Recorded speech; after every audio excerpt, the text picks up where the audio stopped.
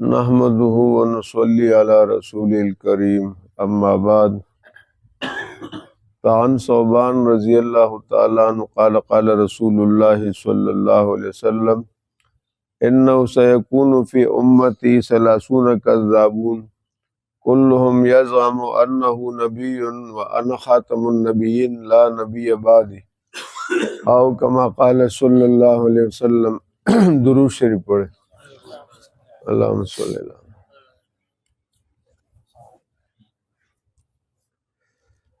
گزشتہ درسوں میں کئی مواقع پر ہم نے بتایا کہ مرزا غلام احمد قادیانی نے انبیاء علیہ السلام کی شان میں توہین کی ہے، اور خود ان کی کتابوں میں یہ بات ہے کہ توہین انبیاء کفر ہے، تو وہ اس نے خود بھی کیا ہے۔ بیچ میں ہمارا جو بھائی عبدالوحید صاحب ہے، یہ اس ہمارے درس کو آگے کسی سوشل میڈیا پر چلاتا ہے، تو کچھ قادیانیوں نے کہا کہ یہ الزام ہے کہ آپ کہہ رہے کہ قادیانی لوگ قرآن پاک کی جو آیات جن میں جناب محمد الرسول اللہ صلی اللہ علیہ وسلم کا ذکر ہے، تو یہ قادیانی سے مراد مرزا غلام احمد قادیانی لیتے ہیں۔ پھر ہم نے وہ بھی حوالوں سے بتا دیا، ان کو نام بھی بتا دیا، کتابوں کا بھی حوالہ دیا۔ چنانچہ ہم یہی درس ہمارا چل رہا ہے، جو اس نے لکھا ہے وہ ہم بتا رہے ہیں۔ ہم نہ کسی پر کوئی تبرہ کر رہے، نہ الزام تراشی کر رہے۔ اگر ہمت ہے کسی میں تو دیکھ لے اپنی کتابوں میں کہ کیا لکھا ہوا ہے، سیدھی سی بات ہے۔ چنانچہ براہین احمدیہ، ان کے یہاں قادیان میں جو جگہ ہے اس کی، وہ جیسے انگریزوں کے زمانے میں نا گورنر ہاؤس ہوتے تھے نا، بڑے بڑے درخت اور پارک، اس طرح قادیان کا مرکز اسی طرح ہے۔ ظاہر انگریز کا پیسہ تھا، زمین بھی انہوں نے دی ہے، اور وہاں یہ کمرہ بتاتے لوگوں کو کہ یہ وہ کمرہ ہے جس میں مرزا غلام احمد قادیانی کے لیے وہ تو مسیح کے الفاظ استعمال کیے، اس نے یہاں بیٹھ کر کتابیں لکھی ہے۔ تو اب میری بھی یہ بات سن لے وہ کان کھول کر ٹھنڈے دماغ سے، کہ جس کمرے کو تم مقدس جانتے ہو اور اس کا تعارف کراتے ہو کہ مرزا غلام احمد قادیانی نے یہاں کتابیں لکھی، اور وہ جب بتاتے تو یہ نام بھی بتاتے کہ اس نے براہین احمدیہ بھی اس کمرے میں لکھی ہے، تو میں اسی کا حوالہ دے رہا ہوں، براہین احمدیہ کا، جو تمہارے ہاں وہ کمرہ بھی بڑا مقدس، وہ کتاب بھی بہت مقدس۔ اب سنیں کہ براہین احمدیہ حصہ 5 صفحہ 76 اور روحانی خزائن اس کے جلد نمبر 21 صفحہ 69 پر مرزا غلام احمد قادیانی لکھتا ہے، اور یہ دیکھے، تلاش کرے، عبارت نہ ملے پھر مجھ سے رابطہ کرے، میں دکھاؤں گا۔ وہ کہتا ہے یہ عاجز، یعنی مرزا غلام اپنے آپ کو کہہ رہے، یہ عاجز اسرائیلی یوسف علیہ السلام سے بڑھ کر ہے۔ سمجھ گئے؟ یوسف علیہ السلام جن کے والد یعقوب اللہ کا نبی، جن کا دادا اسحاق اللہ کا نبی، دادا کا بھائی اسماعیل اللہ کا نبی، پر دادا ابراہیم خلیل اللہ، وہ یوسف جن کی عفت کا حال یہ ہے کہ عزیز مصر کی بیوی نے ان کو اپنے طرف متوجہ کیا، اور یوسف علیہ السلام نے کہا نہیں، انہ ربی احسن مثوایا، تیرے شوہر کی بھی میرے اوپر احسانات ہے اور میرے رب کی بھی میرے اوپر احسانات ہے، میں کیسے گناہ کروں اس کی نافرمانی۔ تمہارا تو مرزا غلام احمد قادیانی کی حرکات، اس کی بد کرداریاں میں نہیں بتاتا، جو تمہارے لاہوری گروہ ہے ان کی کتابوں میں پڑھو کہ انہوں نے اس کو کیسے پایا تھا۔ تو اب یوسف علیہ السلام پر یہ کتنی عجیب بات ہے، یوسف علیہ السلام اللہ کے نبی تھے، یہ توہین نہیں تو کیا ہے؟ اسی طرح عیسیٰ علیہ السلام کے بارے میں وہ کیا کہتا ہے، ہائے ہائے،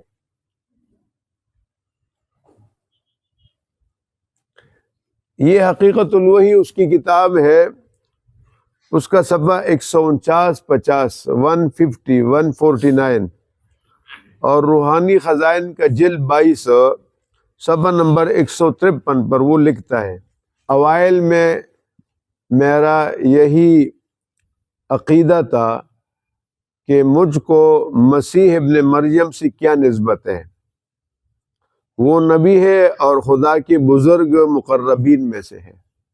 یہ جملہ یاد رکھیے، یہاں وہ کیا کہہ رہے کہ مجھے مسیح علیہ السلام کے ساتھ کیا نسبت ہے، وہ نبی ہے اور خدا کے مقرب اور بزرگ مقربین میں سے ہے۔ اگر کوئی امر میری فضیلت کی نسبت ظاہر ہوتا، اب اپنی بات کر رہے، تو میں اس کو جزئی فضیلت قرار دیتا تھا۔ اب یہاں پینترا بدل رہا ہے کہ کچھ میری فضیلت آ گئی، لیکن میں چاہ رہا تھا کہ یہ میری جزئی فضیلت ہے عیسیٰ علیہ السلام پہ، لا حول ولا قوت الا باللہ۔ مگر بعد میں، اب اگلی بات، یہ وہی اپنا کہہ رہے مجھے خدا نے وہی کی، بعد میں جو خدا تعالیٰ کی وہی بارش کی طرح میرے اوپر نازل ہوئی، تو وہی تو نبی کے علاوہ کسی پر، اور یہ کیا کہہ رہے کس طرح نازل ہوئی؟ بولے بھائی، بارش کی طرح۔ کہتے ہیں خدا تعالیٰ کی وہی مجھ پر بارش کی طرح نازل ہوئی۔ اس نے مجھے اس عقیدے پر قائم نہ رہنے دیا۔ اس کا پہلا کیا عقیدہ تھا کہ مسیح ابن مریم سے میری کیا نسبت ہے، وہ تو نبی ہے اللہ کا۔ کہتے ہیں مجھے اس عقیدے پر قائم نہ رہنے دیا اور صریح طور پر نبی کا مجھے خطاب دیا گیا۔ یہ الفاظ یہ بھی سنے،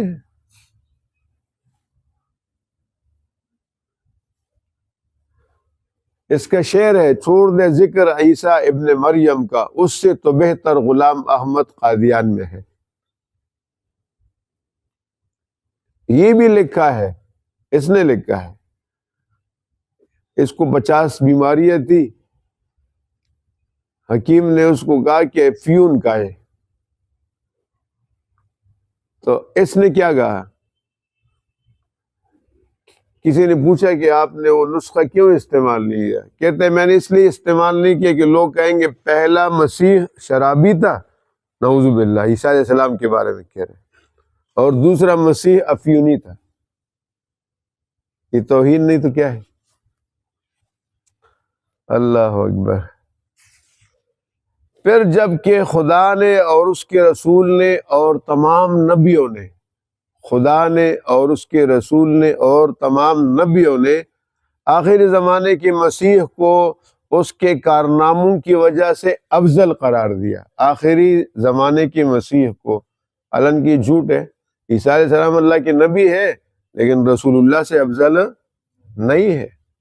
تشریف لائیں گے، ہمارا ایمان عقیدہ ہے، اور وہ قرآن میرے نبی کی کتاب کا درس دیں گے، نماز میرے نبی کا پڑھائیں گے، اذان میرے نبی کا دیں گے۔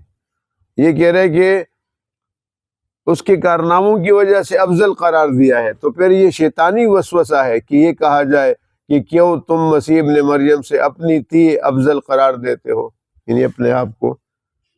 کہتے ہیں کہ میں اگر اپنے آپ کو مسیح ابن مریم سے افضل قرار دوں تو یہ شیطانی وسوسہ ہے، میں کیوں نہ قرار دوں کہ بھئی وہ افضل ہے، میں افضل ہوں، یعنی اس کا مطلب یہ ہے، اندازہ کریں۔ آدم علیہ السلام کے بارے میں اس نے ایک جعلی وحی بنائی، ان اللہ خلق آدم وجعلہ سیدا وحاکما وامیرا علی کل ذی روح من الانس والجان کما یفهم من آیت السجود لآدم ثم ازالہ الشیطان واخرجہ من الجنان ورد الحکومہ الی هذا الثعبان ومس آدم ذلۃ واخرى، نعوذ باللہ۔ کہتے ہیں حکومت آدم، پھر شیطان نے اس کو جنت سے نکالا اور حکومت شیطان کے ہاتھ میں آئی اور آدم کو ذلت اور رسوائی نصیب ہوئی۔ یہ دیکھو، اس کے الفاظ نہیں ہے تو مجھے بتا دیں۔ آدم علیہ السلام کے بارے میں آپ کا جد امجد ہے، کوئی باپ کے بارے میں اس طرح کہہ رہے جبکہ وہ نبی بھی ہے، ٹھیک ہے نا؟ لا الہ الا اللہ۔ اور انبیاء کے بارے میں بھی اس نے یہ حرکتیں کی ہے۔ میں نے پچھلے درس میں یہ کہا تھا کہ یہ لوگ قادیانی اور خود قادیانی نے جناب رسول اللہ صلی اللہ علیہ وسلم کے بارے میں جو آیات ہے وہ اپنے اوپر فٹ کیا ہے، آج میں پھر حوالہ دے رہا ہوں، ایک اور حوالہ ہے اس کے، ایک کتابچہ ہے ایک غلطی کا ازالہ، اس کے صفحہ 8 روحانی خزائن جلد 18 اور صفحہ 212 پر، میں بروزی طور پر وہی نبی خاتم الانبیاء ہوں، میں وہی نبی خاتم الانبیاء ہوں۔ بروزی اس کو سمجھے، برزا عربی زبان میں ظاہر ہونے کو کہتے ہیں۔ بروزی یہ حکیم غلام مرتضیٰ کے گھر پیدا ہوا تھا، اس کی والدہ کا نام معلوم، لیکن یہ کہہ رہے کہ میرے اندر وہ محمد ظاہر ہوا، تو لہذا وہ خاتم الانبیاء تھے تو میں بھی خاتم الانبیاء ہوا، بروزی طور پر ظاہر ہونا ایک لفظ۔ پھر کہتے ہیں میں ذلی طور پر محمد ہوں، حضور پاک صلی اللہ علیہ وسلم کا نام لے رہے باقاعدہ۔ ذلی کا معنی کیا ہے؟ سایہ، یہ دیکھیے سایہ نظر آ رہا ہے، یہ سایہ۔ کہتے ہیں حضور کا مجھ پر سایہ ہوا تو میں وہی بن گیا، صریح کہہ رہے میں وہی محمد ہوں۔ اس کا حوالہ ڈھونڈے، اگر غلط ہو تو مجھے بتا دے۔ کہتے میرا نفس درمیان میں نہیں ہے، بلکہ محمد مصطفیٰ ہوں صلی اللہ علیہ وسلم، حضور کا اپنے بارے میں انطباق کر رہے۔ پھر ساتھ ہی کہہ رہے، ایک جملہ نہیں بہت سارے جملے، مجھے حضرت صلی اللہ علیہ وسلم کا ہی وجود قرار دیا ہے۔ وہ حضور جو مکہ مدینہ میں تشریف لائے تھے، مجھے ان کا وجود ہی قرار دیا ہے۔ اور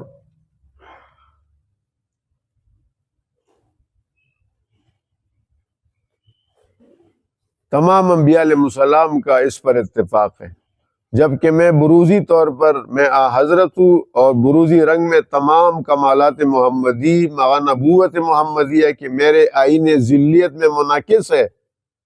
تو آگے کہہ رہے پھر کون سا الگ انسان ہوں جس نے علیحدہ طور پر نبوت کا دعویٰ کیا؟ یہ بھی دیکھیے پھر کون سا الگ انسان ہوں؟ ایک غلطی کا ازالہ، اس پر یہ لکھا ہوا ہے اس نے، لا الہ الا اللہ، لا الہ الا اللہ، استغفر اللہ۔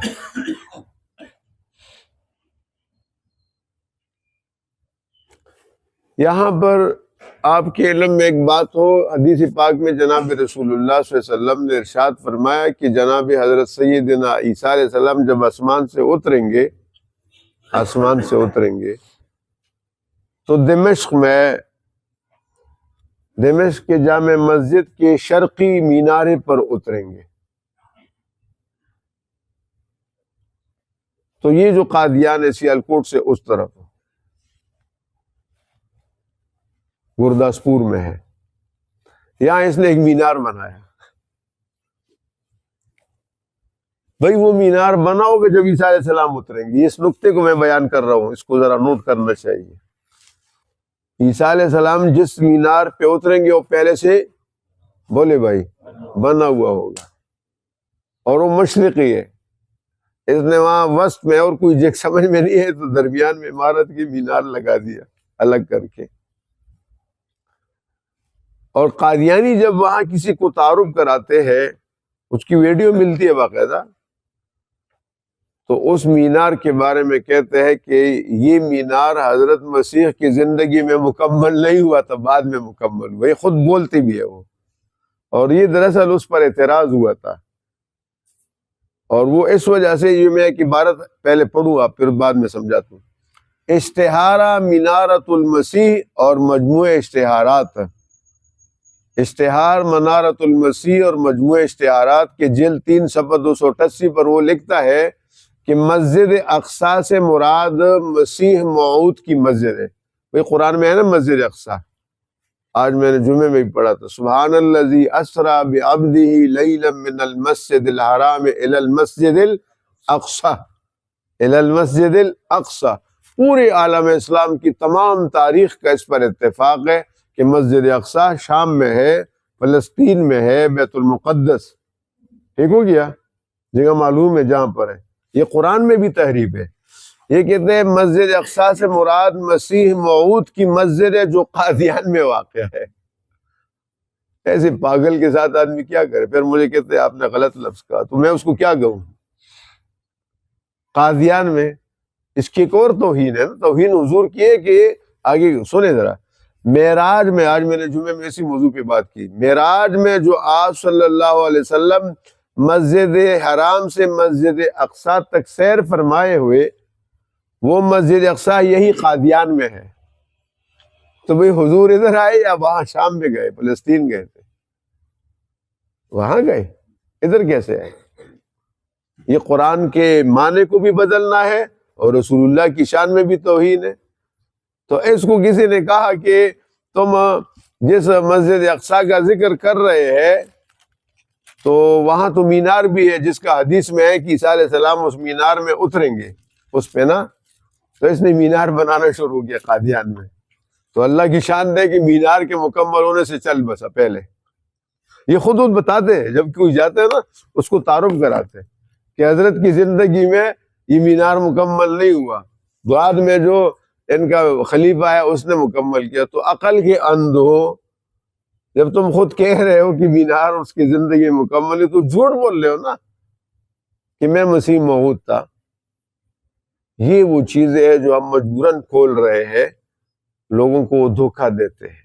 میں پھر وہی اپنی بات دہراؤں گا کہ یہ کلمہ اسلام کا پڑھتے ہیں، نام محمد رسول اللہ کا لیتے ہیں، خاتم النبیین کا بھی۔ آج کے درس میں آپ نے سنا وہ کہہ رہے میں وہی خاتم النبیین ہوں، ابھی میں نے آپ کو درس دیا نا حوالے کے ساتھ دیا۔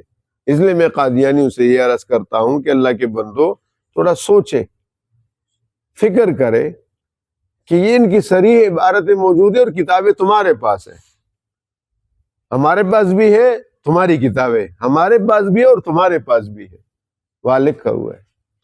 اللہم صلی وسلم بارک اللہ سیدنا مولانا یا حی یا قیوم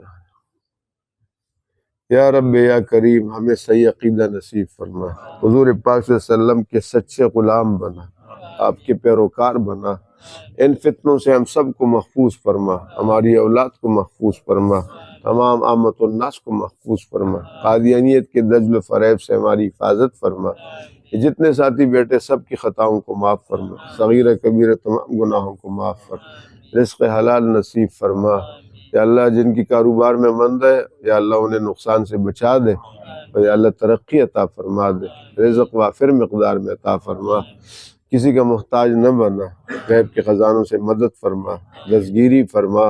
ان تمام ساتھیوں میں کوئی بیمار ہے ان کے گھروں میں، اے اللہ سب کو صحت عطا فرما، شفاء عاجلہ کاملہ نصیب فرما، ہماری مسجد کی اس فیضان کو سارے عالم تک پہنچا دے، اور اس درس کی بہاروں کو ہمیشہ قائم اور دائم رکھے۔ اے اللہ ہم سب کو معاف فرما، اے اللہ عافیت والی زندگی نصیب فرما۔ صلی اللہ علیہ وسلم۔